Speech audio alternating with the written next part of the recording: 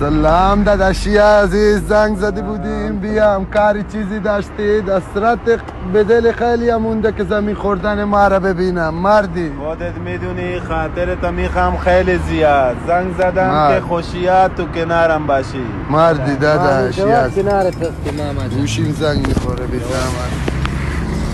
میدونی رضا، بیا ماما رو بندازیم پایین، یادت منو زد تو گوشم. بشین سر جد داداشمه. رفیقم برات جبران میکنم. ببینم یک کارش میکنم. زنده باشی. من میخوام برم، برای من زنگ زدن داداش. کجا میری؟ کاری وایسا اینجا یه چیزی نشونت بدم. بیا یه چیزی نشون.